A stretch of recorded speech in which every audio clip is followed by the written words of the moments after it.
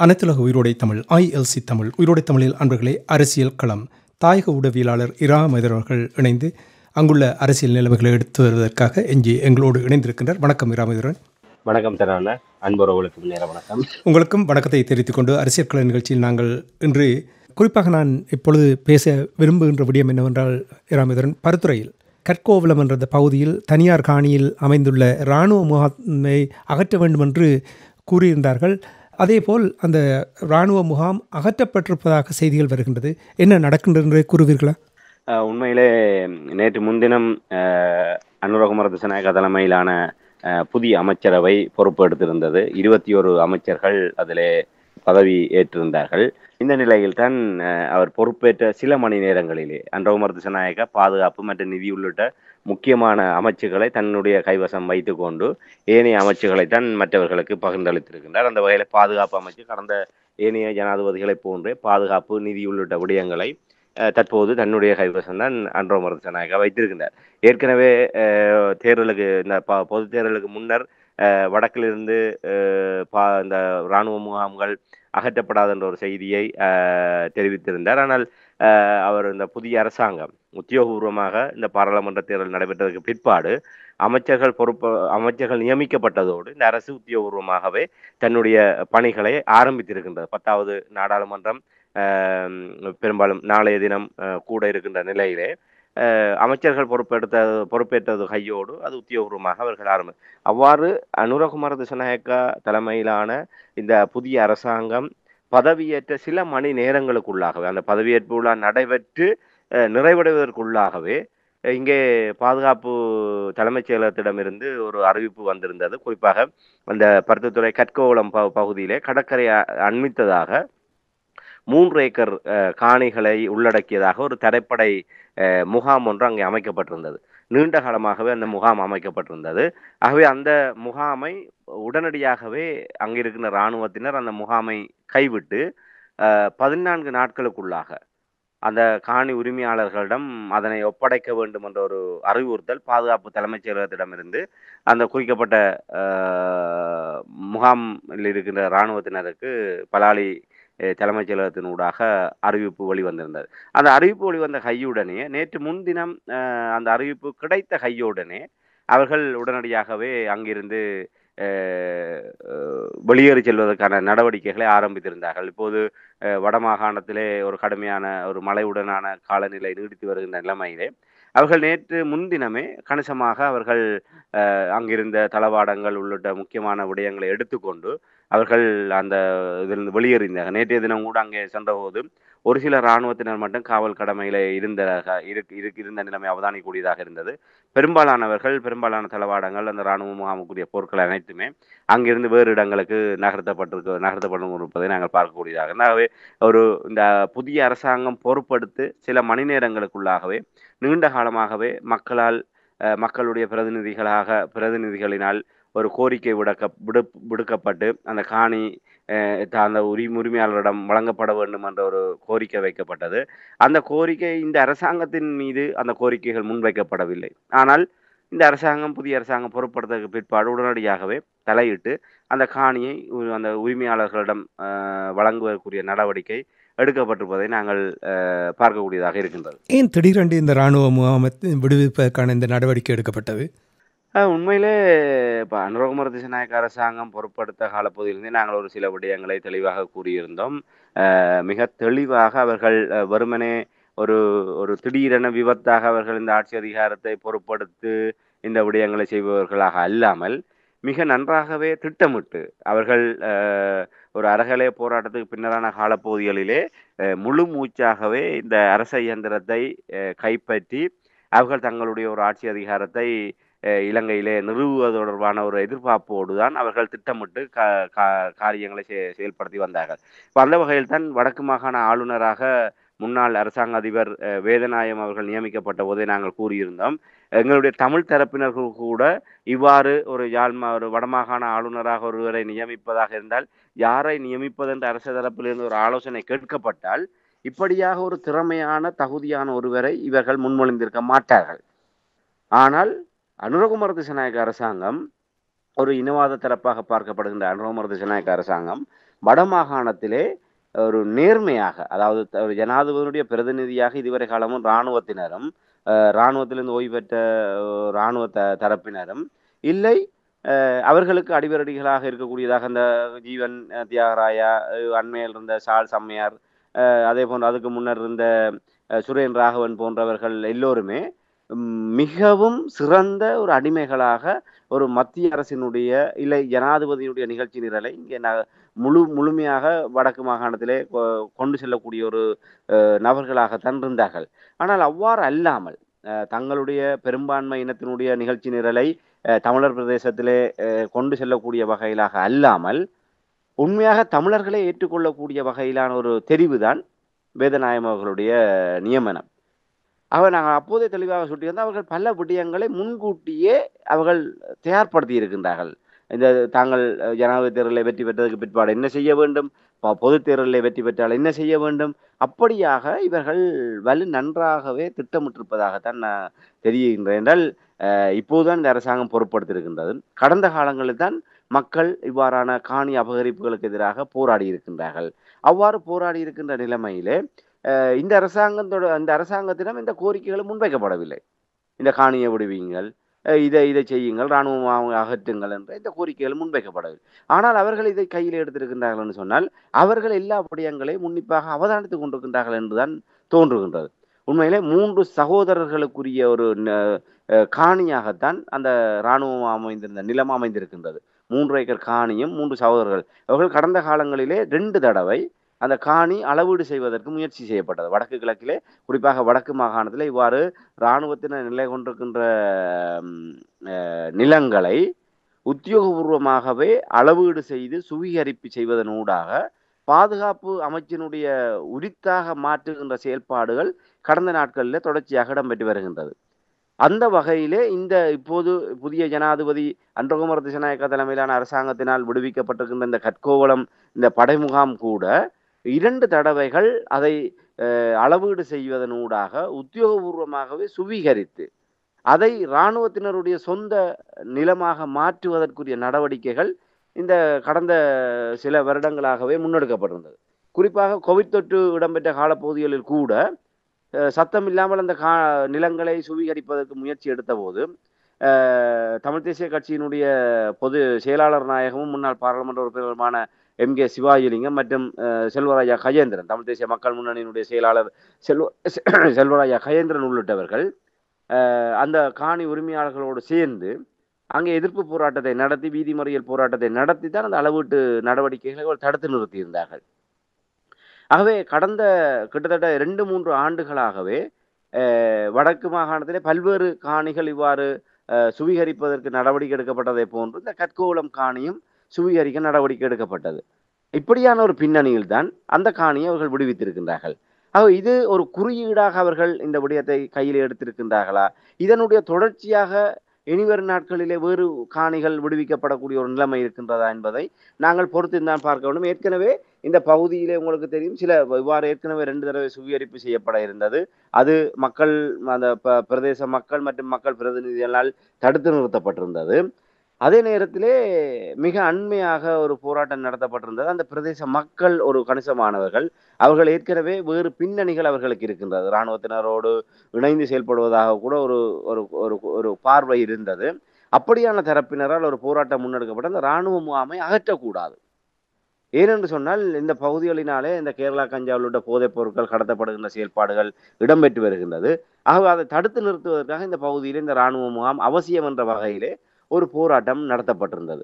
அது அப்போது ஒரு விமர்சனத்தை ஏற்படுத்தி இந்த வடக்கு கிழக்கிலிருந்து இராணுவ முகாம்களை அகற்ற வேண்டும் என்கின்ற ஒரு கோரிக்கை முன்வைக்கப்படுகின்ற போது, இது அந்த இராணுவத்தினரை அங்கே நிலைகொள்ள வைப்பதற்காக அவர்களோடு ஒத்தியங்குகின்ற சில தரப்பினரை வைத்துக்கொண்டு மேற்கொள்ளப்பட்ட நடவடிக்கை. ஏனால் அந்த பிரதேச மக்களே கோரிக்கை விடுக்கின்றார்கள் இராணுவம் அங்கிருந்து வெளியேறக்கூடாது என்று. ஆகவே மக்களுடைய கோரிக்கைக்கிணவாக அந்த இராணுவத்தினர் அந்த பிரதேசத்திலே அந்த முகாமை தொடர்ந்து வைத்திருக்க வேண்டிய நிலைமை இருக்கின்றது என்பதாக அதை நியாயப்படுத்துவதற்கு அவர்களால் திட்டமிட்டு ஊக்குவிக்கப்பட்ட ஒரு போராட்டமாக தான் அது பார்க்கப்பட்டது.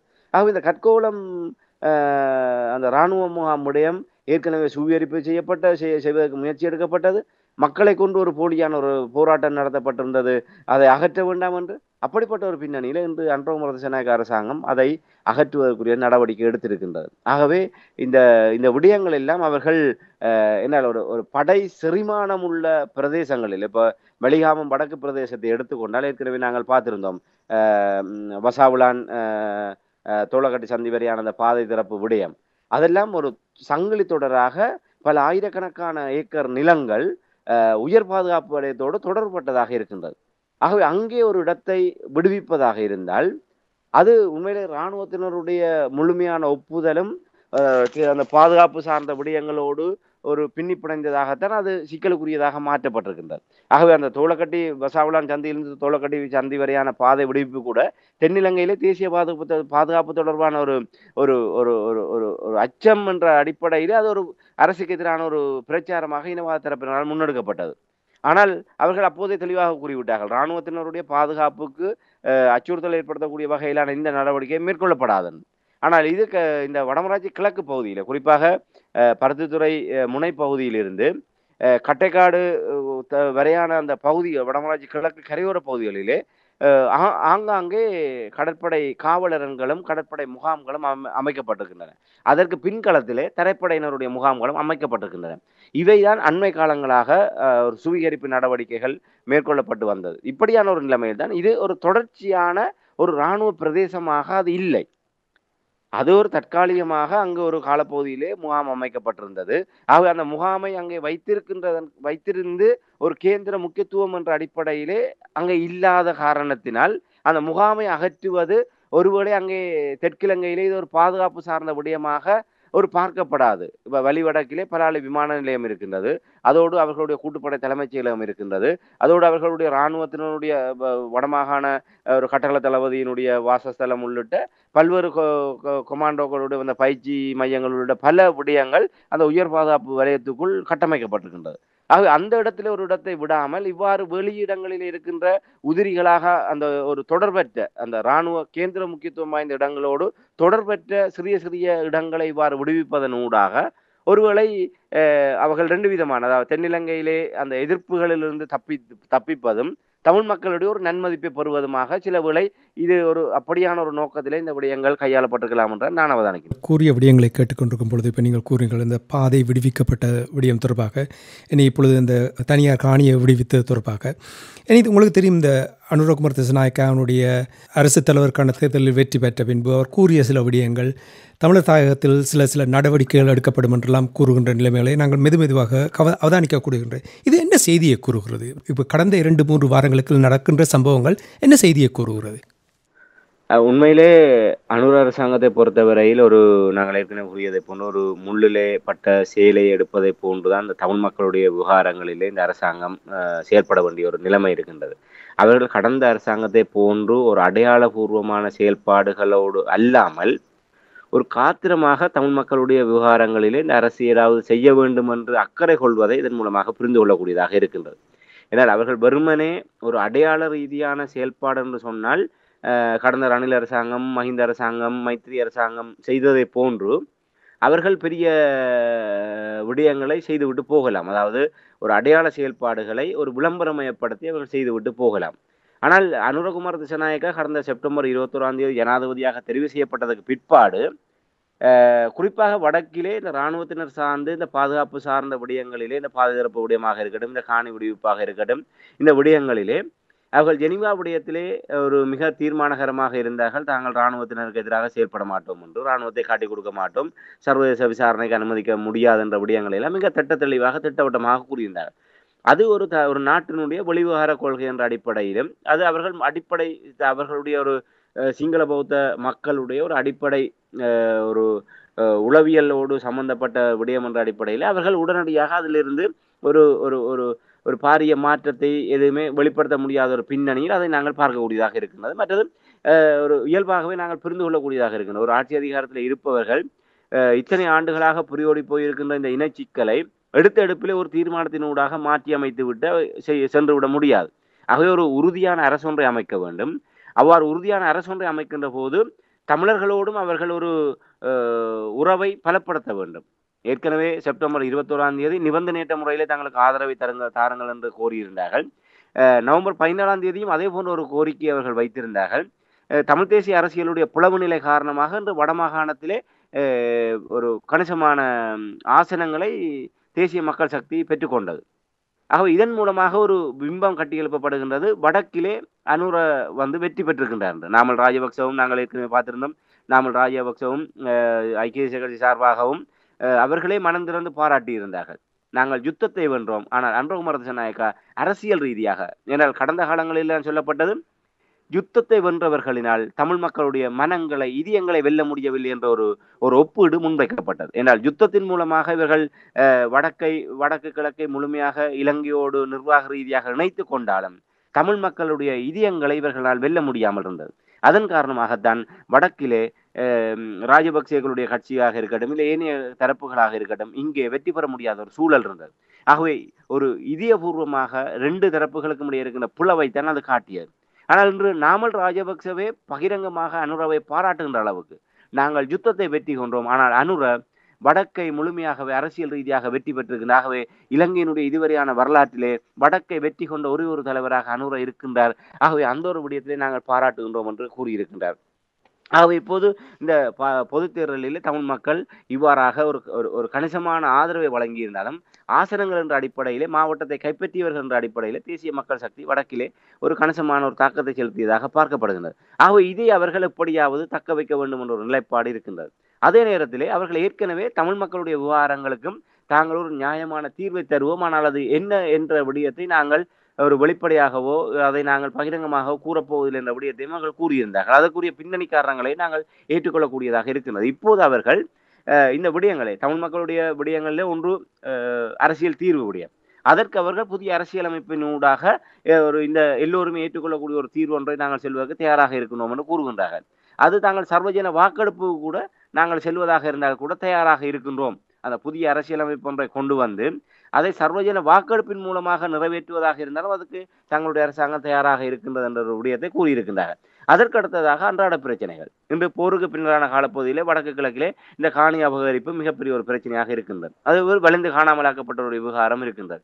அதே போன்று இந்த இராணுவத்தினருடைய அச்சுறுத்தல்கள், இந்த அவ்வாறு பல்வேறு விடயங்கள் இந்த தமிழ் மக்களுடைய ஒரு அன்றாட பிரச்சனை, அரசியல் கைதிகள் விவகாரம் உள்ளிட்ட பல விடயங்கள் இருக்கின்றது.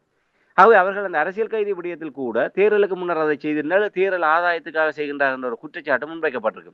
பெரும்பாலும் அடுத்து வரும் வாரங்களிலே அந்த அரசியல் கைதிகளுடைய விவகாரங்கள் கூட இந்த அரசாங்கத்தினால் சாதகமாக ஒரு கையாளப்படக்கூடிய ஒரு நிலைமை இருக்கும். ஆகவே இந்த பாதை திறப்பு, இந்த இராணுவ முகாம்களை அகற்றுகின்ற இவ்வாறான ஒரு குறியீடாக அவர்களுடைய நடவடிக்கைகள் என்பது அவர்கள் ஏற்கனவே இதை எவ்வாறு தமிழ் மக்களுடைய அன்றாட பிரச்சனைகளை எவ்வாறு செய்வது, எவ்வாறு ஒரு தீர்வை நோக்கி நகர்த்துவது, இவ்வாறு செய்வதனூடாக எவ்வாறு தமிழ் மக்களுடைய இதயங்களை இந்த அரசு வெல்வது, இவ்வாறான நடவடிக்கைகளினூடாக தெற்குக்கும் வடக்குக்கும் இப்போ நேற்று முன்தினம் அவர் அமைச்சர்களுக்கான நியமனங்களை வழங்கி ஆற்றிய உரையிலே அவர் மிக தெளிவாக ஏற்கனவே அதைத்தான் அவர் கூறி வந்தார். தேர்தல் பரப்புரைகளிலும் கூட வடக்கு இந்த நாட்டிலே நீண்டகாலமாக புரியோடி இருக்கின்ற பிரச்சனை ஒரு வடக்கு தெற்கு என்கின்ற எதிர்ப்பரசியலான் இருக்கின்றது. தெற்கிலே இருப்பவர்கள் வடக்குக்கு எதிரான ஒரு உணர்வு பூர்வமாக அதை ஒரு எதிர்ப்பரசியலை அங்கே மையப்படுத்தி இருக்கின்றார்கள். வடக்கை எடுத்துக்கொண்டால் தெற்கை சுட்டிக்காட்டி அங்கே ஒரு எதிர்ப்பரசியல் இருக்கின்றது. ஆகவே இந்த நிலைமை மாற்றப்பட வேண்டும். வடக்கும் தெற்கும் ஒரு சமாந்தரமாக ஒரே நிலைப்பாட்டிலே பயணிக்கக்கூடிய சிந்திக்கக்கூடிய நிலையை நோக்கி நகர்த்த வேண்டும். அதுதான் உண்மையான மாற்றம் என்ற வகையிலும் அனுரகுமார திசாநாயக்கா கூறியிருந்தார். இப்போது அவருடைய இந்த நடவடிக்கைகளை வைத்து பார்க்கின்ற போது அவர் தமிழ் மக்களுடைய இதயங்களை வெல்வதனூடாக அந்த நிலையை மாற்றத்தை கொண்டு வருவதற்கு முற்படுகின்றார். அதைத்தான் நாங்கள் இந்த இடத்திலே பார்க்கக்கூடியதாக இருக்கின்றது. அப்ப அந்த அடிப்படையில் தான் இவருடைய நடவடிக்கைகள் மிக காத்திரமாகவே அவர்கள் ஒரு விடயத்தை திட்டமிட்டிருக்கின்றார்கள். தமிழ் மக்களுடைய இதயங்களை வென்று வடக்குக்கும் தெற்குக்கும் இடையே ஒரு இணக்கமான சூழ்நிலையை ஏற்படுத்த வேண்டுமாக இருந்தால் எல்லோரும் ஒரே அலவரிசையிலே பயணிக்கக்கூடியவர்களாக இருக்கக்கூடிய ஒரு சூழ்நிலையை ஏற்படுத்தக்கூடிய வகையிலே இந்த நடவடிக்கைகளை மேற்கொள்ள வேண்டும் என்று அவர்கள் சில விடயங்களை ஏற்கனவே திட்டமிட்டிருக்கின்றார்கள். அதனுடைய பிரதிபலிப்பாகத்தான், அதாவது வடக்கும் தெற்கும் உதட்டிலவில் இல்லாமல் ஒரு இதயபூர்வமாக இணையக்கூடிய வகையிலாக ஒரு நம்பிக்கை கொள்ளக்கூடிய வகையில் இந்த தெற்கை பார்த்து ஒரு இனவாத அரசு என்ற வகையிலோ இல்லை சந்தேக கண்ணோட்டத்தோட தமிழ் மக்கள் பார்க்காமல் உண்மையாக இந்த பிரச்சனைகளுக்கான தீர்வு காணப்படுகின்ற அணுகுமுறைகளினுடைய வழியிலே அந்த அரசின் மீது ஒரு நம்பிக்கை கொள்ளக்கூடிய வகையிலான ஒரு விடயமாகத்தான் நாங்கள் இதை பார்க்க முடியும். நிச்சயமாக அவர்கள் அவ்வாறான ஒரு இலக்கை நோக்கித்தான் இந்த விடயங்களை நகர்த்தி கொண்டு செல்கின்றார்கள் என்பதைத்தான் நாங்கள் இந்த விடயங்களிலிருந்து நாங்கள் கற்றுக்கொள்ளக்கூடியதாக இருக்கிறது. நிச்சயமாக நீங்கள் கூறுவது போல் தமிழ் மக்களுடைய மனங்களையும் இதயங்களையும் வெல்லும் வகையில் தான் அவருடைய செயல்பாடுகள் இருக்கின்றன என்பது எந்த மாற்று கருத்தும் இல்லை. என்றால் சில விடயங்களை நீங்கள் அவதானிக்கும் பொழுது அவ்வாறு தான் அவர் செயற்படுத்தி கொண்டு வந்திருக்கின்றார். ஆனால் இங்கே இராமேந்திரன், ஒன்று மட்டும் எங்களுக்கு தெரியும், 84 ஆண்டுகளாக ஒரு விதமான நகர்வுகளும் தமிழ் மக்களுக்கு சாதகமாக நடைபெறவில்லை என்பதை எல்லோருமே ஒத்துக்கொள்வார்கள். இவ்வளவு காலமும் பொறுத்திருந்த தமிழ் மக்கள் இந்த சூழலில், அதாவது மனங்களையும் இதயங்களையும் வெல்லும் வகையில் ஒரு சாதாரணமான விடயமாக இருந்தாலும் அனுரகுமார திசாநாயக்கா செய்வதை பொறுத்திருந்து பார்க்க வேண்டிய ஒரு நேரமாக நீங்கள் பார்க்கிறீர்களா? ஒன்று. இரண்டாவது, சாதாரணமான விடயங்களை செய்வது மகிழ்ச்சியாக இருக்கும் என்றால் நாளாந்தம் மக்கள் இதுவரை காலமும் எதிர்நோக்கிய இடையூறுகளை தகர்த்தப்பட்டிருப்பது வரவேற்கக்கூடியதாக இருக்கும். நாங்களும் அதை வரவேற்கலாம், மக்களும் அதை வரவேற்பார்கள். ஆனால் ஒன்று நிச்சயமாக நாங்கள் அதை சரியாக அவர் கையாள வேண்டும் என்னவென்றால் தமிழ் மக்களுடைய இறமை, எங்களுடைய மொழி, எங்களுடைய பண்பாடு, எங்களுடைய கலாச்சாரம், எங்களுடைய மண், இவை பாதுகாக்கப்படும் வகையில் ஒரு சரியான அரசியல் தீர்வு கொண்டு வராவிட்டால் இவர் மனங்களையும் இதயங்களையும் வெல்வது ஒரு தோற்று போய்விடும் ஒரு விடயமாக நீங்கள் பார்ப்பீர்களா? நிச்சயமாக நாங்கள் இந்த இடத்திலே அவசரப்பட முடியாது. ஆனால் நாங்கள் ஒரு விடயத்தை தெளிவாக கூற முடியும். தமிழ் மக்கள் மீது நாங்கள் பழி சுமத்தக்கூடிய ஒரு நிலைமையை எந்த இடத்திலுமே நான் ஏற்றுக்கொள்ளவோ அங்கீகரிக்கவோ ஊக்குவிக்கவோ போவதில்லை. தமிழ் தேசிய அரசியல் பிளவுபட்டிருக்கின்ற காரணத்தினால்தான் தமிழ் மக்கள் இவ்வாறான ஒரு நிலைமைக்கு அவர்கள் தள்ளப்பட்டார்களே தவிர அவர்கள் விரும்பி அதை ஏற்றுக்கொண்டவர்கள் அல்ல. இந்த இடத்திலே நாங்கள் அனுரகுமார திசாநாயக்க அரசாங்கத்தினுடைய பயணம், அவருடைய நடவடிக்கைகள் மிகவும் அவர்கள் அவதானமாக இந்த விடயங்களை கையாளுவதை நாங்கள் உணரக்கூடியதாக இருக்கு. ஆகவே தமிழ் மக்கள் நாங்கள் எடுத்த எடுப்பிலே இப்போ இந்த விடயங்களை அவர்கள் செய்கின்ற போது தலையிலே தூக்கி வைத்து கொண்டாடவோ இல்லை காலிலே போட்டு நாங்கள் மிதிக்க வேண்டிய அவசியமோ இல்லை. நாங்கள் மிக நிதானமாக, இது உண்மையிலே இன்று நாங்கள் இந்த அரசாங்கத்திடம் இந்த கோரிக்கையை முன்வைக்காமல், இந்த அரசாங்கத்துக்கு எதிராக போராட்டம் நடத்தாமல், இன்று ஒரு 3 பேருடைய 3 ஏக்கர் காணிகள் இன்று தானாகவே விடுவிக்கப்படக்கூடிய ஒரு சூழ்நிலை வந்திருக்கின்றது. இன்று பாதை விடுவிப்பு தானாகவே நடைபெற்றிருக்கின்றது. அது ஆளுநருடைய வடமாகாண ஆளுநருடைய கோரிக்கைக்கு அமைவாக அவருடைய தலையீட்டிலே அந்த பாதை விடுவிப்பு செய்யப்பட்டது. இந்த விடயங்களை வைத்து பார்க்கின்ற போது அவர்கள் மிக ஒரு தெற்கிலங்கையிலே நாங்கள் தொடர்ச்சியாகவே கூறிக்கொள்கின்ற விடயம், இவ்வாறு இவர்கள் தமிழ் மக்களுடைய விடயங்களை செவிசாய்க்கின்ற போது தெற்கிலே அது ஒரு இனவாத ரீதியாக ஒரு புலிப்பூச்சாண்டி என்ற அடிப்படையில் அதை தீவிர பரப்புரையாக மேற்கொண்டு ஒரு அரசியல் நெருக்கடி ஏற்படுத்துகின்ற பண்பு கடந்த காலங்களில் இருந்தது. ஜனாதிபதி தேர்தலுக்கு பின்னர் கூட அவ்வாறான ஒரு பண்பு தென்னிலங்கையில இருந்தது. அனுரகுமார திசாநாயக்க அரசாங்கம், உங்களுக்கு தெரியும், ஸ்ரீதரன் அவர்கள் போய் சென்று சந்தித்ததற்கு பிற்பாடு தமிழ் பொது வேட்பாளரை ஆதரித்த ஸ்ரீதரனை அனுரகுமார திசாநாயக்கா கூப்பிட்டு சந்தித்தவுடன் அவர்களுக்கிடையே இது பாருங்கள், இவர்கள் முன்னுக்கே ஒரு டீலை வைத்துத்தான் இவர்கள் பொது வேட்பாளரை இறக்கி இருக்கின்றார்கள். பொது வேட்பாளருக்காக தீவிரமாக செயல்பட்ட ஸ்ரீதரன் அவர்கள் இன்று ஜனாதிபதியோடு வந்து சந்தித்திருக்கின்றார். ஆகவே உடனடியாகவே ஸ்ரீதரனோடு மேற்கொண்ட டீலை இந்த அரசாங்கம் பகிரங்கமாக வெளிப்படுத்த வேண்டும் என்று ஒரு தேர்தல் ஆதாயத்துக்காக அதை ஒரு இனவாத ரீதியாக அதை இவர்கள் வெளிக்கொண்டு வந்திருந்தார்கள். ஆகவே இப்போதும் அந்த நிலைமை தென்னிலங்கையில இருக்கின்றது. வழக்கமாக ரணில் விக்ரமசிங்கவாக இருக்கட்டும், மஹிந்த தரப்பாக இருக்கட்டும், இல்லை மைத்திரி தரப்பாக இருக்கட்டும், இந்த அரசுகள் எல்லாம் ஒரு மனமற்ற நிலைமையில், அதாவது தமிழ் மக்களுக்கு உளப்பூர்வமாக ஒரு தீர்வை வழங்க வேண்டும், தமிழ் மக்களுடைய விடயங்களிலே ஒரு நியாயமாக நடக்க வேண்டும் என்று அவர்களிடம் உளப்பூர்வமான நிலைப்பாடு இருக்கவில்லை. ஆனால் இந்த தெற்கிலங்கையில் இருக்கின்ற இந்த இனவாத பூச்சாண்டியை காரணமாக கவசமாக வைத்துக்கொண்டு அவர்கள் தங்களுடைய அந்த விருப்பமின்மையை அவர்கள் நியாயப்படுத்தினார்கள். நாங்கள் இதையெல்லாம் செய்தால் தெற்கிலங்கையிலே எங்களுக்கு எதிராக வந்துவிடும். என்ன நடந்தது? ஒவ்வொரு தேர்தல் வருகின்ற போது அவர்கள் என்ன செய்தார்கள்? நாங்கள் இதை சொன்னால் தெற்கிலங்கையில் எங்களுக்கு வாக்கு வராது, ஆகவே நாங்கள் வெற்றி பெற வேண்டிய அவசியம் இருக்கின்றது. ஆகவே நாங்கள் வெற்றி பெற்றதற்கு பிற்பாடு இதை செய்வோம் என்று வருவார்கள். பின்னர் அதை வசதியாக மறந்து விடுவார்கள்.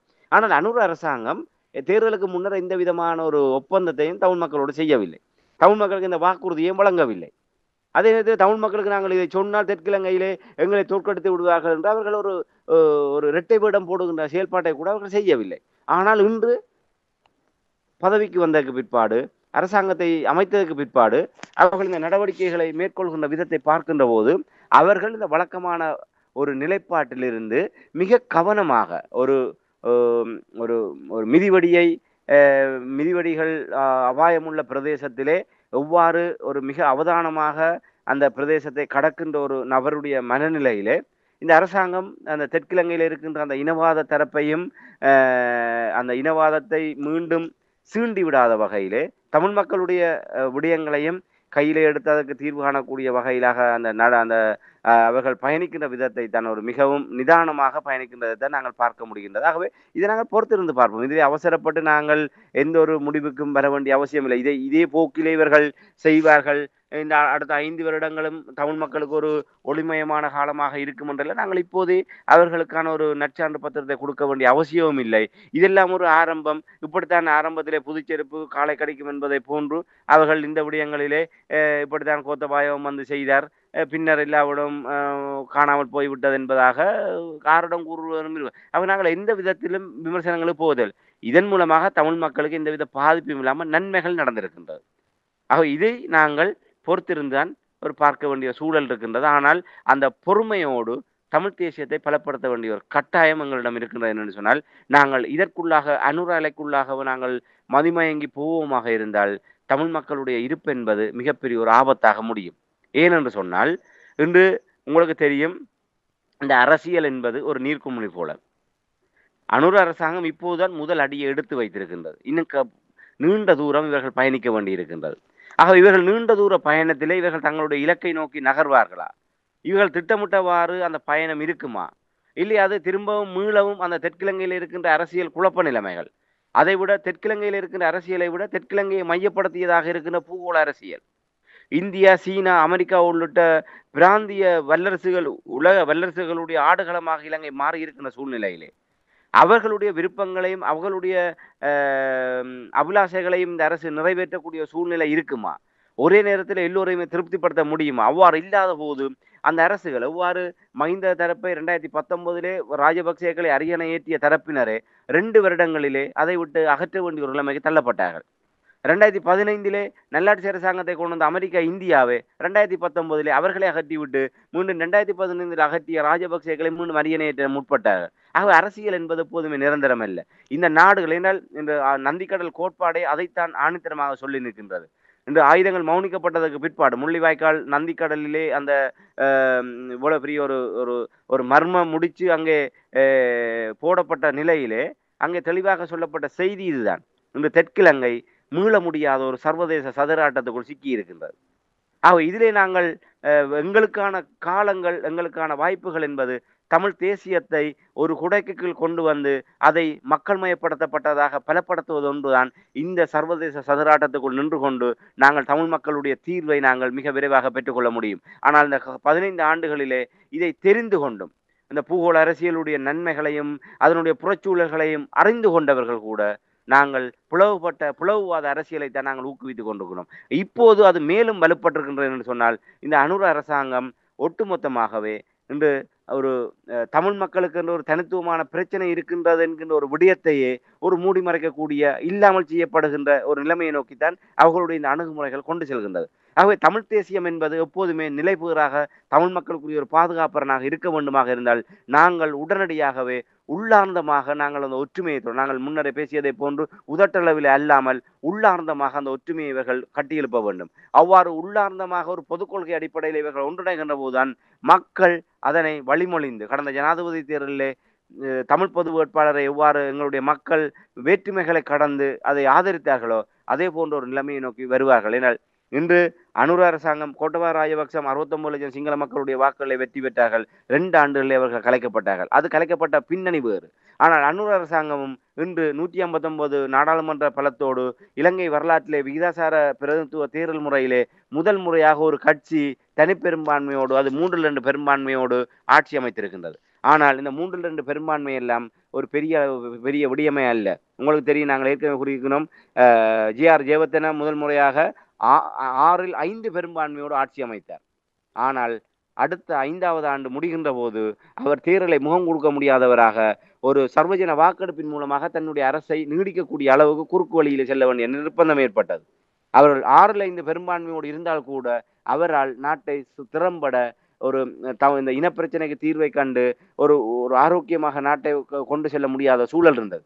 சந்திரிகா அம்மையாருடைய காலத்தை எடுத்துக்கொண்டால் உண்மையிலே மிகப்பெரிய இன்று அனுரகுமார திசாநாயக்காவை விட மேலாக தமிழ் மக்களுடைய பேரபிமானத்தோடு ஒரு அதிகமான வாக்குகளை பெற்று பெரிய ஒரு மாற்றத்துக்கான ஒரு குறியீடாக சமாதான தேவதையாக பார்க்கப்பட்டவர் தான் சந்திரிகா குமாரதுங்க. 94ஆம் ஆண்டு தேர்தலிலே சந்திரிகா அம்மையார் அவர்கள் ஜனாதிபதியாக வெற்றி பெற்றார்.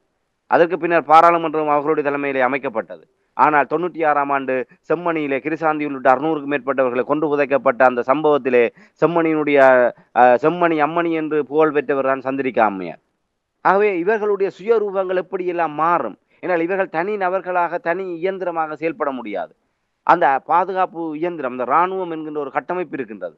அந்த இராணுவம் என்கிற கட்டமைப்பு ஒரு சுயாதீனமாக இயங்கக்கூடிய தன்மை இருக்கின்றது. இராணுவத்தினருடைய சொல்லுக்கு கட்டுப்பட்டதாகத்தான் இவர்கள் முற்றுமுழுதாகவே இராணுவத்தை தாங்கள் நினைப்பதை போன்று இவர்களினால் வழிநடத்தி விட முடியாது, கட்டுப்படுத்தி விட முடியாது. ஆகவே அனுர அரசாங்கம் எவ்வாறு இராணுவத்தை கையாளப் போகின்றது? அந்த இராணுவத்தை வடக்கிலே அதிகமாக இன்று இலங்கையிலே இருக்கின்ற அதிக இராணுவத்தினரிலே வடக்கில் தான் குமித்து வைத்திருக்கின்றார். கிட்டத்தட்ட 75% இராணுவத்தினரை வடக்கில் தான் நிலைப்படுத்தி வைத்திருக்கிறார்கள். ஆகவே வடக்கே இராணுவமயப்படுத்தி வைத்துக் கொண்டு எவ்வாறு தமிழ் மக்களுடைய இதயங்களை இந்த அரசு வெல்லப் போகின்றது என்பதை காலம்தான் பதில் சொல்லும். ஆகவே இதிலே ஒரு நிலை மாற்றம் எப்போதும் ஏற்பட்டு விடலாம். திடீரென்று 1 மாதமோ 2 மாதமோ இல்லை 6 மாதங்களோ ஒரு வருடத்துக்கு பின்னர் கூட இந்த தமிழ் மக்களுடைய இந்த எதிர்பார்ப்புகள், நம்பிக்கைகள் அனைத்துமே சில வேளை தவிடுபொடியாகக்கூடிய நிலைமைகள் இருக்கும். அவ்வாறான ஒரு நிலைமை ஏமாற்றம் வருமாக இருந்தால் மீண்டும் நாங்கள் ஒரு படுகொலியிலே தள்ளப்பட்ட ஒரு பாலங்கனத்திலே விழுந்த ஒரு நிலைமை தான் எங்களுக்கு வரும். ஆகவே அந்த ஏமாற்றம் இல்லாமல் இருக்க வேண்டுமாக இருந்தால் எங்களுக்கு ஒரு தற்பாதுகாப்புக்கு ஒரு சமாந்தரமாக தமிழ் தேசிய அரசியல் என்பது பலம் பெற்றிருக்க வேண்டும். அந்த தமிழ் தேசிய அரசியல் எப்போதுமே தமிழ் மக்களுடைய வேணவாவை எந்தவித விட்டு கொடுப்பும் இல்லாமல் எடுத்துரைக்கக்கூடியதாக ஒரு கட்டமைப்பு சார் பலத்தோடு இருந்தால்தான் எப்படியான ஒரு நிற்கதியான நிலையில் கூட நாங்கள் உடனடியாக மீண்டெழ முடியும்.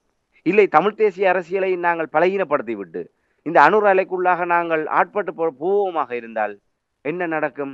இப்படியான ஒரு ஏமாற்றம் வருகின்ற சந்தர்ப்பத்திலே நாங்கள் முற்றுமுழுதாகவே எங்களுக்கான வாய்ப்புகளும் எங்களுக்கான சந்தர்ப்பங்களும் இல்லாமல் போய் நாங்கள் அந்த சுழலுக்குள் அகப்பட்டு முற்றுமுழுதாகவே தமிழர்கள் தங்களுடைய அடையாளத்தை இழக்கின்ற ஒரு பேரவலத்தை நோக்கி நாங்கள் தள்ளப்படுவோம்.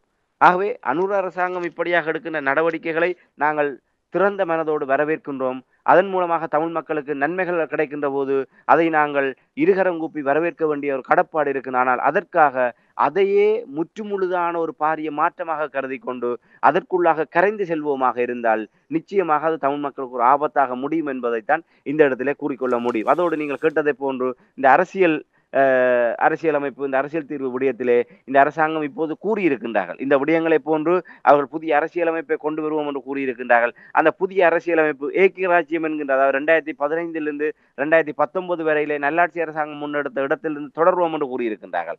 அதிலே என்ன விதமான மாற்றத்தை கொண்டு வரப் போகின்றார்கள்? தமிழ் மக்களுடைய சமஷ்டி கோரிக்கை அதிலே உள்வாங்கப்பட போகின்றதா? அதிகார பகிர்வு என்பது எவ்வாறு ஒரு முறைமைக்குள்ளாக்கப்பட போகின்றது? இப்போது ஜனாதிபதியுடைய பிரதிநிதியாக ஆளுநர், இந்த கட்டமைப்பினூடாக அதிகார பரவலாக்கல் தான் நடைபெறுகின்றது. அதிகார பகிர்வு தான் தமிழ் மக்கள் கோருவது.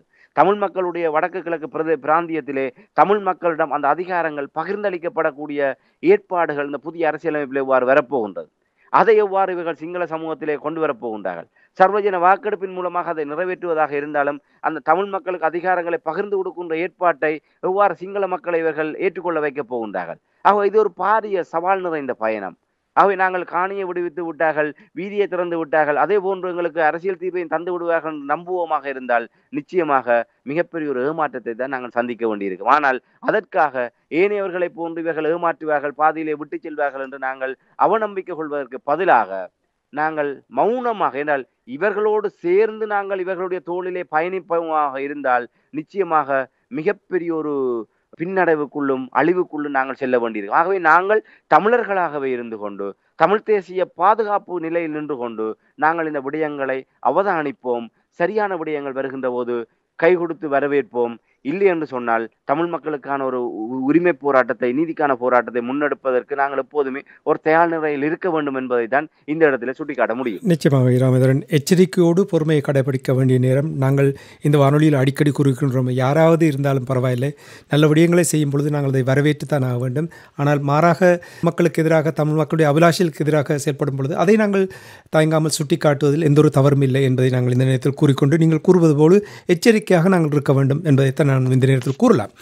இதே நேரத்தில் இப்போ அனுரகுமார் திசாநாயக்காவுடைய நடவடிக்கைகளை பார்க்கும் பொழுது சிலர் கூறினார்கள், அவர்களுடைய கட்சியும் கூட போராட்ட வழியில் எத்தனையோ தங்களுடைய தோழர்களை பறிகொடுத்தவர்கள், அவர்களுக்கும் அந்த வழி தெரியும் என்றெல்லாம் கூறினார்கள். இப்பொழுது இன்னும் ஒரு 8-9 நாட்களில் மாவீரர் நாள் நினைவேந்தல் நடைபெற இருக்கின்றது. இது தொடர்பாக ஒரு போலியான அறிக்கையும் ஒன்று வெளிவந்திருந்தது. அது தொடர்பாக அங்கே எவ்வாறு பார்க்கப்பட்ட என்ற விடயங்களை நீங்கள் கூற வேண்டும். முக்கியமாக இப்பொழுது அனுரகுமார் திசாநாயக்காவுடைய இந்த அரசாங்கம் எந்த ஒரு அழுத்தத்தையும் பிரயோகிக்காது தமிழ் மக்கள் நிம்மதியாக தங்களுடைய உறவுகளை, உயிரோடு கொடுத்தவர்களை, இறந்தவர்களை நினைவு கூறுவதற்கு எந்த ஒரு தடையும் இல்லாமல் அனுமதிப்பார் என்ற ஒரு எதிர்பார்ப்பு ஒன்று இருக்கின்றது. அதற்கான வாய்ப்புகள் அங்கே எவ்வாறு பார்க்கப்படுகின்றது தமிழர் தாயகத்தில்? நிச்சயமாக நீங்கள் கூறியதை போன்று அந்த ஜனாதிபதி மாவீரர் நாள் நினைவேந்தலை இந்த தடையின்றி முன்னெடுக்க முடியும் என்று ஜனாதிபதியினுடைய ஒரு தமிழிலே அச்சிடப்பட்ட ஒரு ஜனாதிபதி செயலகத்தால் வெளியிடப்பட்ட ஒரு அறிக்கை ஒன்று சமூக வலைத்தளங்களை வேகமாக பரவியது. ஆனால் பரவிய கையோடு அது போலி என்பது உடனடியாகவே அம்பலப்படுத்தப்பட்டது. அதிலே பல குறைபாடுகள் இருந்தது. ஏற்கனவே சமூக வலைத்தள பயனாளர்களால் கூட அந்த விடயங்கள், ஆனால் அந்த நீங்கள் குறிப்பிட்டது வந்து ஒரு சிலர் அந்த அனுரவை மீட்பராக கருதி கொண்டு நிபந்தனையற்ற முறையிலே அனுரவினுடைய மாயைக்குள்ளே சிக்கின்றிருக்கின்ற சிலர் தான் அதை இந்த பாருங்கள், அனுர தன்னுடைய இதை காட்டிவிட்டார், நல்லெண்ணத்தை காட்டிவிட்டார், ஆகா ஓஹோ என்ற அளவிலே சிலர் அதை ஒரு பெரிய அளவிலே அதை முன்னிலைப்படுத்த முற்பட்ட போதே உடனடியாகவே அது போலி என்ற ஒரு செய்தி உடனடியாகவே வந்து அது மறுக்கின்ற ஒரு நிலைமை வந்தது. ஆகவே அந்த அறிக்கை கடந்து உண்மையிலே வடக்கு கிழக்கு தமிழர் தாயகத்திலே இம்முறை 2024ஆம் ஆண்டு மாவீரர் நாள் நினைவேந்தல்கள் மக்கள் தங்களுடைய உணர்வுபூர்வமாக அவர்கள் தங்களுடைய உறவுகளை நினைத்து நிம்மதியாக கண்ணீர் விட்டு கதறி அழுது தங்களுடைய அந்த மண்ணுறங்கும் மாவீரர்களுக்கு உரிய வரலாற்று கடமையை அவர்கள் செய்யக்கூடிய ஒரு இயல்பான சூழலை இந்த அரசாங்கம் ஏற்படுத்தும் என்றால் நாங்கள் நம்பக்கூடியதாக இருக்கு. நீங்கள் குறிப்பிட்டதை போன்று அவர்கள் வருடா வருடம், நான் நினைக்கின்றேன் நவம்பர் மாதம் 13ஆம் தேதியா 12ஆம் தேதியா தெரியவில்லை, அவர்கள் கார்த்திகை வீரர் தினம் என்று சொல்லி ஒன்றை கொண்டாடுவார்கள். அந்த தங்களுடைய போராட்டத்திலே அந்த உயிர் நீத்த தங்களுடைய தோழர்கள் நினைவாக கார்த்திகை வீரர்கள் என்று கொண்டாடுவார்கள். ஆனால் இந்த முறை அதை வருடா வருடம் அவர்கள் ஒரு பிரம்மாண்டமாக அந்த கார்த்திகை வீரர்கள் தினத்தை கடைபிடிக்கின்ற ஒரு நிலைமையிலே இந்த வருடம் அவர்கள் தேர்தலுக்கு முன்னர், அதாவது இந்த பாராளுமன்ற தேர்தல் நடைபெறுவதற்கு ஒரு சில நாட்களுக்கு முன்னர் தான் அந்த கார்த்திகை வீரர்கள் தினத்துக்குரிய நாள் வந்தது என்று நம்புகின்றேன். ஆனால் நாங்கள் எந்த ஊடகங்களிலுமே தேசிய மக்கள் சக்தி சார்பாகவோ இல்லை ஜேவிபி சார்பாகவோ அந்த கார்த்திகை வீரர் தினத்தை அவர்கள் ஒரு பிரம்மாண்டமாக இல்லை ஏதோ ஒரு வகையில் கொண்டாடியதாக நாங்கள் அறியக்கூடியதாக இருக்கவில்லை. ஆகவே அப்போதே இருந்தது கார்த்திகை வீரர்கள் தினத்தை அவர்கள் கொண்டாடுவதற்கு எவ்வளவு உரித்து இருக்கின்றதோ அதே போன்று எங்களுடைய மாவீரர்களையும் கொண்டாடுவதற்கான உரித்து தமிழர்களுக்கு இருக்கின்றது என்ற ஒரு பார்வை இருந்தது. ஆனால் அவர்கள் கார்த்திகை வீரர் தினத்தை அவர்கள் அமைதியாக கொண்டாடி இருக்கின்றார்கள். அந்த வகையிலே தமிழ் மக்களுடைய விடயங்களில் இவர்கள் தலையிட மாட்டார்கள் என்று நாங்கள் நம்புகின்றோம். ஆனால் இதுவரை இலங்கையிலே தமிழீழ விடுதலை புலிகள் அமைப்பு தடை செய்யப்பட்ட அமைப்பாக இருக்கின்றது. ஆகவே ஒரு தடை செய்யப்பட்ட அமைப்பினுடைய பிரதிநிதிகளாக பார்க்கப்படுகின்ற மாவீரர்களை பகிரங்கமாகவே நினைவேந்துவது என்பது இந்த அரசினுடைய சட்டத்தின்படி, பயங்கரவாத தடை சட்டத்தின் கீழ் அவ்வாறு அந்த நிகழ்வுகளை ஏற்பாடு செய்பவர்கள் அந்த பகிரங்கமாக அந்த நினைவேந்தல்களை செய்ய முற்படுகின்ற போது அதை தடுப்பதற்கோ இல்லை சட்டத்தினுடைய துணை கொண்டு அவர்கள் சட்ட நடவடிக்கை உட்படுத்தப்படுவதற்கோ பெரிய வாய்ப்புகள் இருக்கின்றன. கடந்த காலத்தில் இவ்வாறான விடயங்களாக நடந்து மாவீரர் நாள் நடைபெறுகின்ற போது நீதிமன்ற தடை உத்தரவுகளை பெறுவார்கள். இல்லாவிட்டால் அது நடைபெற்றதுக்கு பிற்பாடு அந்த ஒவ்வொரு பகுதிகளிலே அந்த மாவீரர் நாள் நினைவேந்தல்களை ஏற்பாடு செய்தவர்களை சட்ட நடவடிக்கைகளுக்கு உள்ளாக்கி அவர்களுக்கு அழைப்பாணைகளை அனுப்பி அவர்களை நீதிமன்றத்தின் முன்னால் கொண்டு வந்து சில பேரை பயங்கரவாத தடை சட்டத்தில் கைது செய்வதும் இல்லை விசாரணைக்கு உள்ளாக்கப்படுகின்ற சம்பவங்கள் நடைபெற்றது. ஆனால் 2024ஆம் ஆண்டு இந்த அனுரகுமார் திசாநாயக்கா தலைமையிலான அரசாங்கத்திலே இந்த மாவீரர்களை நினைவேந்துகின்ற இந்த நாள் ஒரு மிகப்பெரிய சட்ட நெருக்கடிகள் இல்லாமல் ஒரு இயல்பாக தமிழ் மக்கள் அதை கடந்து செல்லக்கூடிய ஒரு நிலைமை இருக்கும் என்றுதான் எதிர்பார்க்கப்படுகின்றது. பொறுத்திருந்து பார்ப்போம் அது எவ்வாறு நடைபெறுகின்றது என்று. சரி, நாங்கள் நிகழ்ச்சியை இன்று கொண்டு வருவதற்கு முன்னதாக இராமேந்திரன், சீனாவினுடைய இலங்கைக்கான தூதுவர் வடமாகாணத்துக்கு வந்திருந்த பொழுது, பருத்தித்துறை அந்த பகுதிக்கு வந்த பொழுது, நீங்கள் அவரை எதிர்பாராத விதத்தில் அவரை சந்திக்கக்கூடிய இருந்தது. உங்களே அவருக்கு ஏற்கனவே தெரியும் என்றால், கடந்த ஆண்டு நான் நம்புகிறேன், எனக்கு ஞாபகம் இருக்கிற, நான் உங்களோடு உரையாடும் பொழுது, ஊடக சந்திப்புக்கு வந்திருந்த பொழுது உங்களோடு அவர் உரையாடிய விடயங்களை நீங்கள் அப்பொழுதே கூறினீர்கள். ஆனால் நேற்றைய தினம் நீங்கள் சந்தித்திருக்கிறீர்கள். அது சந்தித்தவுடன் என்ன பேசினீர்கள், என்ன அவர் உங்களோடு பகிர்ந்து கொண்டாடின விடயங்களையும் சொல்லுவீர்களா? உண்மைதான். கடந்த நான் 2023ஆம் ஆண்டு 6ஆம் மாதம் 24ஆம் தேதி பருத்தித்துறை இதே போன்று வடக்கு மாகாணத்துக்கு அவர் விஜயத்தை மேற்கொண்ட போது, பருத்தித்துறை சக்கோட்டை முனைக்கு அவர் வந்து செல்வது வழக்கம். கிட்டத்தட்ட நான் நினைக்கின்றேன் நேற்றைய தினம் அவருடைய 4வது விஜயமாக இருக்கும் என்று நம்புகின்றேன். அதற்கு முன்னர் அவர் 2வது தடவையாக அங்கே வருகின்ற போதுதான் சக்கோட்டை முனையில் நின்று கொண்டு இந்தியா இவ்வளவு தூரம், அது மிகப்பெரிய பிரபலமானது. அங்கே அவர்கள் அப்போது வருகின்ற போது இராணுவ பாதுகாப்போடு வந்து சக்கோட்டை முனையிலே நின்று கொண்டு, ஏன்னால் சக்கோட்டை முனையிலிருந்து நேரடியாக இந்தியாவினுடைய தமிழ்நாட்டை அது தொடக்கூடிய ஒரு நிலைமை இருக்கின்றது. ஆகவே இந்தியாவை நோக்கி அப்போது ஒரு பிராந்திய போட்டி ஒரு வலுவடைந்த நிலைமையிலே அந்த வடக்கிலே இருந்த சில தீவுகள் சீனாவுக்கு கொடுக்கப்படுகின்ற போது அதை எதிர்த்து இந்தியா ராஜேந்திர ரீதியான நெருக்கடிகள் கொடுத்தது. அவ்வாறு ஒரு ராஜேந்திர முருகநிலை இருந்த சந்தர்ப்பத்தில் தான் சீன தூதுவர் வடக்குக்கு விஜயம் செய்து அந்த சக்கோட்டை முனையிலே நின்று கொண்டு அந்த இராணுவ அதிகாரியிடம் இங்கிருந்து இந்தியா அவ்வளவு தூரம் என்ற ஒரு கேள்வியை அவர் தொடுத்ததன் ஊடாக அவர் இந்தியாவை ஒரு நெருக்கடிக்குள்ளாக்குகின்ற வகையிலே இல்லை சீண்டுகின்ற வகையிலே அவருடைய அந்த செயல்பாடு இருந்தது. அதேபோன்று மன்னார் தீவு பகுதியிலே படகிலே சென்று அந்த ராமேஸ்வரம் அந்த மணல் திட்டுகளுக்கு அண்மையான பகுதி வரை சென்று கடலிலே கண்காணிப்பு நடவடிக்கையில் ஈடுபடுவது, இவ்வாறான விடயங்களை செயல்பட்டு வடக்குக்கு வருகின்ற போதெல்லாம் சக்கோட்டைக்கு வந்து செல்வது என்பது அவருடைய ஒரு நிகழ்ச்சி நிரலாக இருந்து வருகின்றது. அந்த வகையில் தான் கடந்த வருடமும் அவ்வாறு வருகின்ற போது அவரை அங்கே சந்தித்த போது அவரோடு ஒரு இயல்பாக உரையாடக்கூடிய ஒரு சூழ்நிலை இருந்தது. நாங்கள் அவரோடு ஒரு ஊடகவியலாளராக அறிமுகப்படுத்தி உரையாடிய போது மிக இலகுவாக ஒரு ஒரு தூதரக அதிகாரி, ஒரு இலங்கைக்கான சீன தூதுவர் என்று சொன்னால் அவருக்குரிய அந்த ராஜதந்திர அந்தஸ்து என்பது மிகப்பெரிய உயர்வான நிலை. ஆனால் அதையும் கடந்து மிக இயல்பாக ஒரு உரையாடி சிநேகபூர்வமாக உரையாடக்கூடிய ஒரு நிலைமை இருந்தது. அதே நிலையில் தான் நேற்றைய தினமும் அவர் யாழ்ப்பாணத்துக்கு விஜயம் செய்திருந்த நிலைமையிலே நாங்கள் வேறு இந்த கற்கோளம் இராணுவ முகாம் அந்த விடயங்கள் சம்பந்தமான விடுவிப்பு தொடர்பான ஊடக செயல்பாடுகளை நிறைவு செய்து பருத்தித்துறை நகர்ப்பகுதியிலே நின்ற போதுதான் அவருடைய தூதர், இலங்கைக்கான சீன தூதருடைய வாகன தொடரணி செல்வதை அவதானித்த போது அவர் எப்படியும் சக்கோட்டை பகுதியில் தான் செல்வார் என்ற அடிப்படையிலே அங்கே சென்ற போது அவர் அங்கே நின்றார். அப்போது அவரோடு கடந்த முறை இங்கே சந்தித்த விடயத்தை நினைவு கூர்ந்த போது அவர் தனக்கு நினைவிருப்பதாக அவர் கூறி சில விடயங்களை நாங்கள் உரையாடக்கூடியதாக இருந்தது. கடந்த முறையை விட இந்த முறையும் மிக இலகுவாக அவர் இயல்பாக உரையாடக்கூடிய ஒரு சூழ்நிலை இருந்தது. அப்போது உண்மை நேரடியாகவே அவரிடம் கேட்டிருந்தேன், இந்த பயணம் எதற்காக என்று கேட்டபோது அவர் இந்த சக்கோட்டை பகுதி தனக்கு மிகவும் ஒரு அமைதியான இடம் என்றும் அழகான இடம் என்றும் அது தனக்கு மிகவும் ஒரு பிடித்த இடம் என்றும் ஒரு அழகான இடம் என்ற அடிப்படையிலே இங்கே வருகின்ற போதெல்லாம் இந்த இடத்தை பார்ப்பது தனக்கு மிக மன மகிழ்ச்சியை தருகின்றது. அந்த வகையிலே தான் தான் இந்த சக்கோட்டை பகுதிக்கு வந்து செல்வதாக கூறியிருந்தார். அதை கடந்து தமிழ் மக்களுக்கான அபிவிருத்தி விடயங்கள், அதாவது ஏற்கனவே உங்களுக்கு தெரியும் அந்த வடக்கு கிழக்கில் இருக்கின்ற மீனவர்களுக்கு அவர்கள் வாழ்வாதார உதவிகள் உள்ளிட்ட பல நிவாரண உதவிகளை வழங்கி கொண்டிருக்கின்றார்கள். அந்த விடயங்களை சுட்டிக்காட்டின சீன அரசாங்கத்தின் சார்பில் வடக்கு கிழக்கிலே இருக்கின்ற மீனவர்களுக்கு தாங்கள் மீன்பிடி விலைகள் உள்ளிட்ட பல்வேறு தொழில் முயற்சிகளுக்கான உதவிகளை செய்து வருகின்றோம். அதே போன்று நிவாரண உதவிகளையும் செய்து வருகின்றோம். உலருணவு பொதிகளை வழங்கி வருகின்றோம். அந்த விடயங்களை மேற்பார்வை செய்வதற்காக நாங்கள் வருகின்றோம். தமிழ் மக்களோடு சீன அரசாங்கத்துக்கு மிக நெருக்கமான ஒரு தொடர்பு இருக்கின்றது. அதை நாங்கள் வெளிப்படுத்துகின்ற வகையில் தான் இந்த பயணம் இருக்கின்ற வகையில் கூறியிருந்தார். அப்போது ஒரு கேள்வியை கேட்டிருந்தேன், புதிய ஒரு ஆட்சி மாற்றம் ஏற்பட்டிருக்கின்றது, இந்த புதிய ஆட்சி மாற்றத்திலே எவ்வாறு நீங்கள் பார்க்கின்ற போது மிகவும் ஒரு மன மகிழ்ச்சியை அவர் வெளிப்படுத்தியிருந்தார். அந்த ஏற்கனவே அந்த ஊடகங்களிலே வெளிப்படுத்துவதை போன்று நாமல் ராஜபக்ச ரணில் தரப்பு அவர்களுக்கு ரணிலை மெச்சுகின்றதை போன்று அவர் ஒரு விடயத்தை கூறியிருந்தார். ஒரு தெற்கை சேர்ந்த ஒரு கட்சி ஒரு தலைவர் வடக்கை வெற்றி கொண்டிருப்பது என்பது ஒரு மிக முக்கியமான ஒரு விடயமாக பார்க்கக்கூடியதாக இருக்கின்றது. அது உண்மையிலே மகிழ்ச்சியை ஏற்படுத்துவதாக அவர் மிகவும் அவருடைய அந்த ஒரு புன்முறுவல் பூத்த அவருடைய உடல் மொழியிலே அந்த அனுர அரசாங்கம் வடக்கை வெற்றி கொண்ட விடயத்தை சீனா ஒரு மிகப்பெரிய ஒரு முக்கிய விடயமாக பார்ப்பதை அவருடைய உடல் மொழியிலே அறியக்கூடியதாக இருந்தது. அதே நேரத்திலே இன்னொரு கேள்வியை கேட்கக்கூடியதாக இருந்தது. ஒரு ஏற்கனவே எல்லோராலுமே சொல்லப்படுகின்ற விடயம். ஜேவிபி ஒரு இடதுசாரி பின்னணி கொண்ட கட்சி. சீனாவும் ஒரு இடதுசாரி பாரம்பரியத்திலிருந்து வந்தது. ஆகவே ஏனைய நாடுகளை விட இந்த அரசாங்கம் சீனாவோடு நெருங்கி பயணிக்கக்கூடிய ஒரு வாய்ப்பு இருக்கின்றது என்று எல்லோராலுமே சுட்டிக்காட்டப்படுகின்ற விடயம். ஆகவே அதை நான் அந்த இடத்திலே ஒரு கேள்வியாக கேட்கக்கூடியதாக இருந்தது. ஒரு இடதுசாரி பின்னணி கொண்ட ஒரு கட்சி ஜேவிபி கட்சி வந்து இலங்கையிலே ஒரு ஆட்சி அமைத்திருக்கின்றது.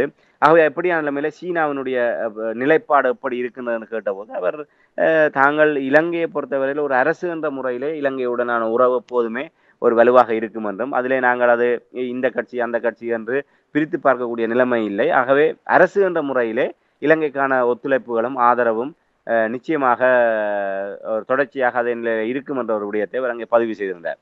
இப்போ இந்த நேரத்தில் ஒரு விடயத்தை கேட்டிருந்தேன். உண்மையிலே தமிழ் மக்களுக்கு இந்த பொருளாதார ரீதியாக மீனவ சமுதாயத்துக்கு நீங்கள் உதவிகளை செய்வது உண்மையிலே ஒரு மகிழ்ச்சியான விடயம். தமிழ் மக்களுடைய அரசியல் தீர்வு விடயம் தொடர்பாக சீனாவினுடைய நிலைப்பாடு என்ன என்கின்ற ஒரு கேள்வி எழுப்பிய போது அவர் அந்த இடத்திலே ஒரு விடயத்தை கூறியிருந்தார்.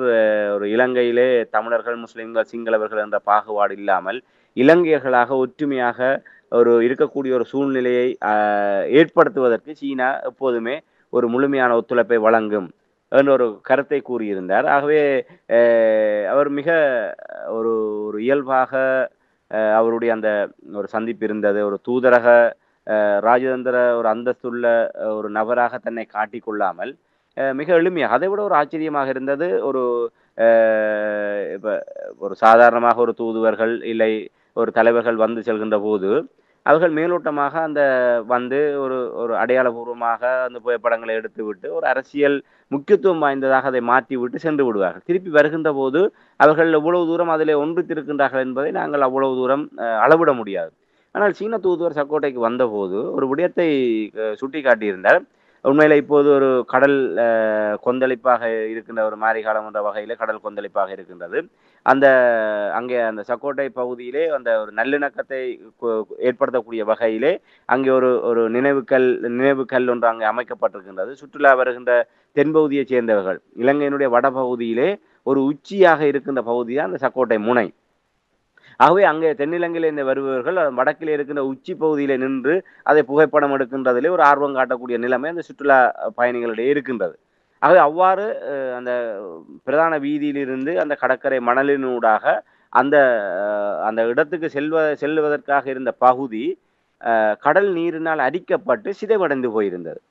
அதை அவர் ஞாபகம் வைத்து கொண்டு கேட்டார். கடந்த முறை வருகின்ற போது இந்த பாதை வந்து மிக சீராக ஒரு அமைக்கப்பட்டிருந்தது. இப்போது அந்த மணல் எல்லாம் அரிக்கப்பட்டிருக்கின்றது.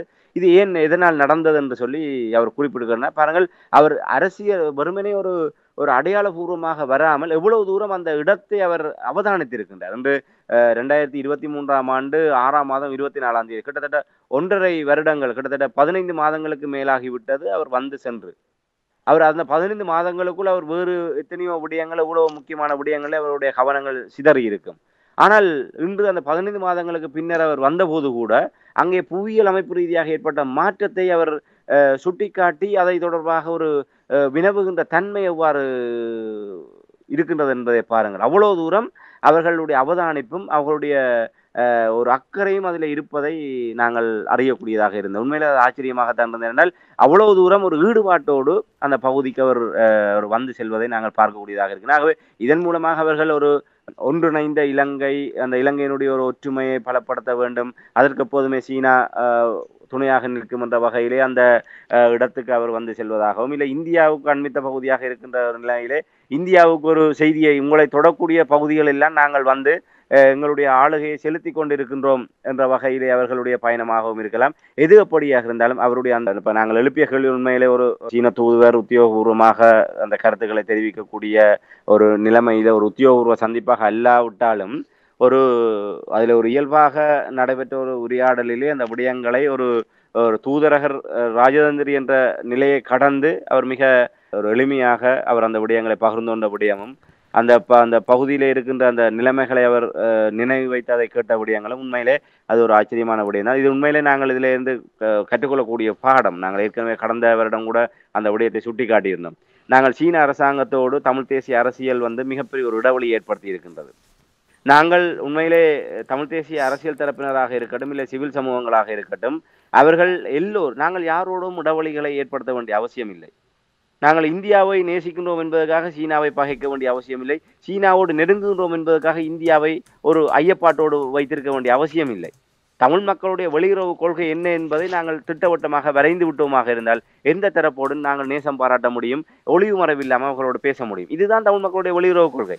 எங்களுடைய வடக்கு கிழக்கு தாயக பிரதேசத்தில் எங்களுடைய சுயநிர்ணயம் ஏற்றுக்கொள்ளப்பட்டு அதில் எங்களுடைய அரசியல் தீர்வு, எங்களுடைய அதிகார பகிர்வை பெறுவதற்கு உதவி செய்யக்கூடிய எந்த தரப்புகளாக இருந்தாலும் அவர்களோடு நாங்கள் சேர்ந்து பயணிக்க தயாராக இருக்கின்றோம் என்ற ஒரு நிலைப்பாட்டை பிரதிபலிக்கக்கூடியதாக எங்களுடைய வெளியுறவு கொள்கையை நாங்கள் அமைப்புமாக இருந்தால் நாங்கள் அதை நோக்கியதாக எங்களுடைய வெளியுறவு கொள்கை அதுவாகத்தான் இருக்கின்றது. அதே நேரத்திலே நாங்கள் அயல் நாடுகளாக இருக்கட்டும் எந்த ஒரு தரப்பினருடைய பிராந்திய பாதுகாப்புக்கோ அவர்களுடைய எந்த விடயங்களுக்கோ அச்சுறுத்தலாகவோ நாங்கள் தமிழ் சமூகம் இருக்க போவதில்லை. தமிழர் பிரதேசத்திலே அவ்வாறு எந்த ஒரு தரப்பினருடைய இலங்கையை மையப்படுத்தியதாக தமிழர் தாயகத்தை மையப்படுத்தியதாக இருக்கின்ற இந்த வல்லாதிக்க தரப்பினருடைய ஒரு தரப்பினருக்கு பாதிப்பை ஏற்படுத்தக்கூடியதாக மறுதரப்பினருடைய விடயங்களுக்கு அனுமதிப்பதோ இல்லை அவர்களோடு உடன்பட்டு போகின்ற விடயங்களிலோ நாங்கள் ஈடுபட மாட்டோம். இந்த விடயங்கள்லாம் தெளிவாக இருக்க வேண்டும். இன்று இலங்கையை பொறுத்தவரையில் அவ்வாறு இல்லை. அவர்கள் ஏதோ ஒரு விதத்தில் எல்லோருமே சமநிலையில் வைத்திருக்க முற்படுகின்றார்கள். ஆகவே இப்படியான வெளியுறவு கொள்கை நிமித்தமாக நாங்கள் ஒரு சாதாரணமாக ஒரு ஊடகவியலாளராக அறிமுகப்படுத்தி கதைக்கின்ற போதே இவ்வளவு சிநேகபூர்வமாக அந்த விடயங்களை பகிர்ந்து கொள்ளக்கூடியதாக இருக்கின்றது என்று சொன்னால் நாங்கள் ஒரு உண்மையிலே தமிழ் மக்களுடைய பிரதிநிதிகளாக ஒரு சிவில் சமூகத்தினராகவோ இல்லை அரசியல் தரப்பினராகவோ சீனா தூதுவரோடு இன்று அவர்கள் கொழும்பிலே எப்போதுமே இருக்கின்றார்கள். இவர்கள் ஒரு அழைப்பை விடுத்தால் அவர்கள் அதுக்குரிய நேரத்தை ஒதுக்குவார்கள். நாங்கள் சென்று தமிழ் மக்களுடைய நிலைமை இவ்வாறு இருக்கு, நாங்கள் இங்கே இருந்து கொண்டு சீனா கடலட்டை பண்ணையை வடக்கில் அமைக்கின்றது என்று சொன்னால் நாங்கள் இந்தியாவுக்கு எதிராக இந்த சக்திகளை முடமாட்டோம் என்று இங்கே வெற்று முழக்கமிடுவதனால் எந்த பயனும் இல்லை. இது தமிழ் மக்களுக்கு தான் பாதிப்பை ஏற்படுத்தும். ஆகவே இது எங்களுக்கு கற்றுக் கொடுத்திருக்கிற பாடம். நாங்கள் சீனாவையும் ஒரு அண்மித்த இடத்திலே வைத்துக்கொண்டு தமிழ் மக்களுக்கான விடயங்களை கையாள வேண்டும் என்பதைத்தான் நாங்கள் இந்த சுட்டிக்காட்ட முடியும். சிறப்பு இராமேந்திரன். ஒரு சிறிய சந்திப்பாக இருந்தாலும் பாருங்கள், எவ்வளவு யாரோடு பேசினாலும் அந்த அணுகுமுறையை பாருங்கள். இதைத்தான் தமிழர் தரப்பு என்னும் சந்தியில் நின்று அரசியல் செய்வதைத்தான் நான் பார்க்கிறேன். இவ்வாறான மாற்றம் எந்த ஒரு நாட்டோடு நாங்கள் கோவப்பட தேவையில்லை, குரோதத்தை வளர்க்க தேவையில்லை. எங்கெங்கெல்லாம் தமிழ் மக்களுக்கு சரியான ஒரு வழியை எடுக்க முடியுமோ அதற்கான ஒரு திட்டங்களை உருவாக்கி பயணிக்க வேண்டும் என்பதை குறிக்கொண்டு இன்றைய அரசியல் கலை நிகழ்ச்சியை தற்காலிகமாக நாங்கள் நிறைவுக்கு கொண்டு வந்து மீண்டும் பிரதான செய்திகளை தொடர்ந்தும் அரசியல் கலை நிகழ்ச்சியில் இருந்திருக்கலாம். அதுவிற்கு நன்றி, வணக்கம். நிச்சயமான நன்றி, வணக்கம்.